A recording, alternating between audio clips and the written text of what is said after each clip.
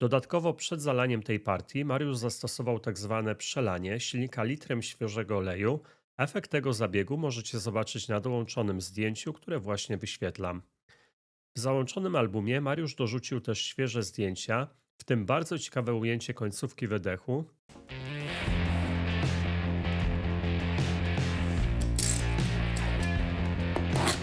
Witajcie w kolejnym odcinku na kanale R2D. Na stole badawczym pojawiła się właśnie nowa przesyłka, a w niej jak zawsze próbka oleju silnikowego, kilka dodatkowych informacji od właściciela i porcja cennych obserwacji z codziennej eksploatacji. Tym razem wracamy do samochodu, który zadebiutował na naszym kanale kilka miesięcy temu w odcinku numer 296. To jeden z tych eksperymentów, które budują się etapami z myślą o długofalowej obserwacji i zrozumieniu, co naprawdę dzieje się z olejem silnikowym po kilku tysiącach kilometrów. Bohaterem dzisiejszego odcinka jest ponownie Volkswagen Passat B8 z 2021 roku, wyposażony w silnik 2.0 TDI o mocy 150 koni mechanicznych i klasyczny system Long Life. Samochód trafił w ręce Mariusza, który od razu postanowił zmienić strategię serwisową, zrezygnował z interwału 30 tysięcy kilometrów i skrócił go do około 10 tysięcy. Ale żeby nie polegać wyłącznie na intuicji, całość dokumentuje i sprawdza w laboratorium. W paczce znajduje się próbka oleju Long Life 0W20, pobrana dokładnie po przebiegu 9910 km i 8 miesiącach eksploatacji. Olej był wcześniej analizowany jako świeży, więc mamy bardzo dobrą referencję do porównania. Dodatkowo przed zalaniem tej partii Mariusz zastosował tak zwane przelanie silnika litrem świeżego oleju. Efekt tego zabiegu możecie zobaczyć na dołączonym zdjęciu, które właśnie wyświetlam. Przy okazji, wielki plus dla Mariusza za dokumentację to jedna z tych historii, która analizuje się z prawdziwą przyjemnością, bo mamy pełny obraz, zarówno warunki eksploatacji, jak i konkretne decyzje serwisowe. Jak wyglądał przebieg między wymianami? Około 80% dystansu pokonane na autostradach, ale biorąc pod uwagę liczbę odpaleń, dominowały odcinki od 15 do 20 km. Oczywiście pojawiły się też typowe krótkie miejskie trasy, sklep, centrum itd. Co ważne, system start-stop jest wyłączany po każdym uruchomieniu silnika. Nie było dolewek oleju, poziom na bagnecie praktycznie niezmienny przez cały przebieg 9910 km. Jednorazowo zastosowano dodatek Liquimoli 5148 do paliwa, wspomagający czyszczenie filtra DPF. W załączonym albumie Mariusz dorzucił też świeże zdjęcia, w tym bardzo ciekawe ujęcie końcówki wydechu po niemal 100 tysiącach kilometrów i trzeba przyznać, czystość układu wydechowego robi wrażenie. Zapraszam do kolejnych kroków eksperymentowania. Przechodzimy teraz do tej części odcinka, w której prezentuję podstawowe informacje o samochodzie, użytkowniku, zastosowanym oleju oraz sposobie jego eksploatacji. Na ekranie macie pełną tabelę, widać tam szczegóły dotyczące samego auta, czyli jego markę, model, parametry silnika, rodzaj wtrysku, czy obecność filtra cząstek stałych i ogólny przebieg. W drugiej kolejności widzimy podstawowe informacje o właścicielu i jego podejściu do serwisowania, gdzie mieszka, jak często stara się wymieniać olej i czy przy tym bierze pod uwagę nie tylko przebieg, ale też czas, czyli liczbę miesięcy. W kolejnej części tabeli znajdziecie dane dotyczące samego oleju. Zapisane są tam klasy lepkości i jakości, ewentualne aprobaty producentów samochodów, no i to, czy do tego oleju był dolewany jakiś dodatkowy preparat. Następnie mamy blok poświęcony typowej eksploatacji w trakcie tego interwału. Widzimy tam m.in. ile procent jazdy przypadało na miasto, jakie odcinki dominowały, czy to były raczej krótkie, kilkukilometrowe dojazdy, czy dłuższe trasy, oraz ile w sumie przejechał ten olej, ile miesięcy spędził w silniku i czy przed wymianą była robiona jakaś płukanka. No i na końcu dla porządku pokazuję też fragment książki serwisowej albo instrukcji, żeby zobaczyć, jakie są ogólne wytyczne producenta dotyczące oleju silnikowego w tym samochodzie.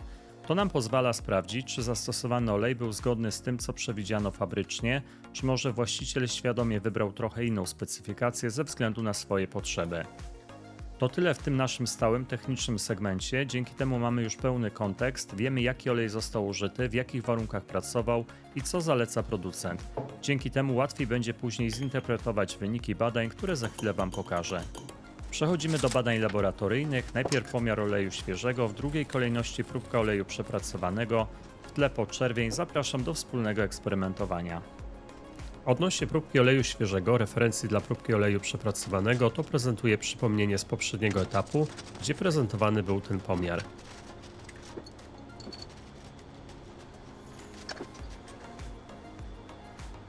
Otrzymano wtedy następujące wyniki: 40,1 w 40 stopniach, 8,1 w 100 stopniach, wskaźnik lepkości wynosi 180. Porównaliśmy ten wynik z deklaracją producenta, różnicę odnotowano na poziomie 3-4%, zgodność na umiarkowanym poziomie. Przechodzimy do pomiaru lepkości oleju przepracowanego, zapraszam.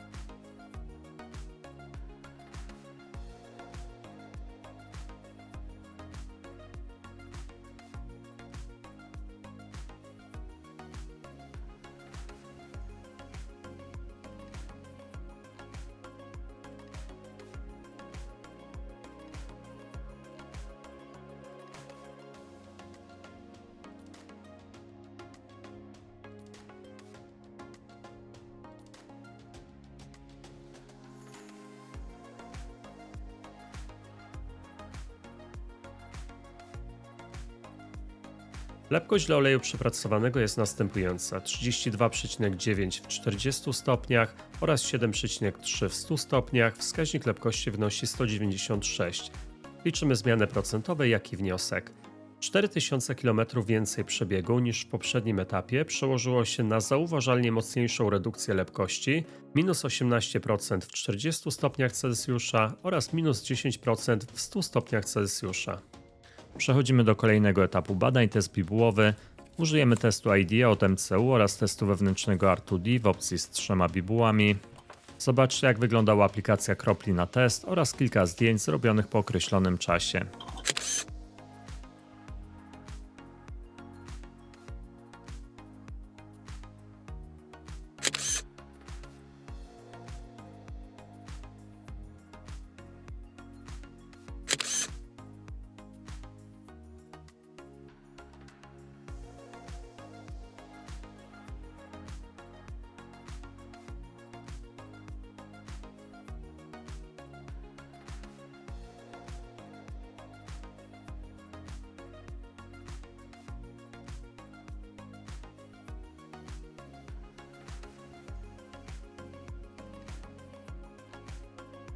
Najpierw raport z MCU. Następujące noty: 7, 5, 3 i 3. W jakich obszarach wyświetlam to teraz na ekranie. Dodatkowo mamy następujący komentarz: słabe spalanie, stan oleju jest nieadekwatny do przebiegu. Jeszcze porównanie do raportu z poprzedniego etapu. Fajnie widoczny wpływ dodatkowych paru tysięcy kilometrów na wynik w teście IDEA. Jakie otrzymano wyniki z testów wewnętrznych R2D? Oceniamy przez pryzmat porównania z poprzednim etapem dla dwóch pierwszych bibuł. Pierwsza bibuła: dużo ciemniejsza plama w drugim etapie, ewidentnie więcej zanieczyszczeń. Druga bibuła, tutaj ponownie słabszy wynik w bieżącym etapie. Trzecia bibuła, wygląda na to, że można dostrzec delikatną poświatę. Jak to dokładnie interpretować, jest cały czas przedmiotem dociekań i pozostawiam interpretację po stronie oglądających. Przechodzimy do podczerwieni. Rejestrujemy widma.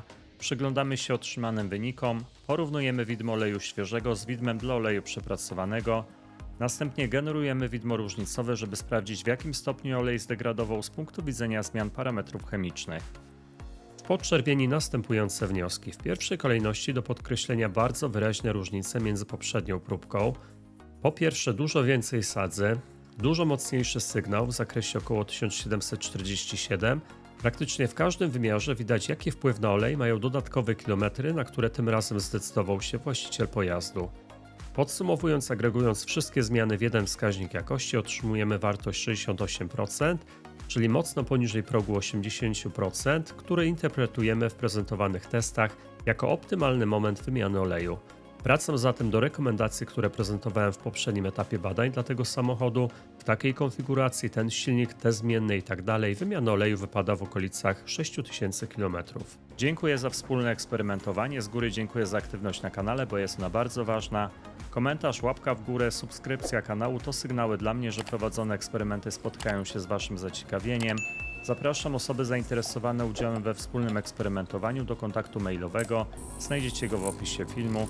Dziękuję wszystkim patronom kanału za wsparcie inicjatywy prowadzenia eksperymentów na platformie YouTube. Wszystkich zainteresowanych zapraszam do tego grona. Do usłyszenia w następnym odcinku. Cześć!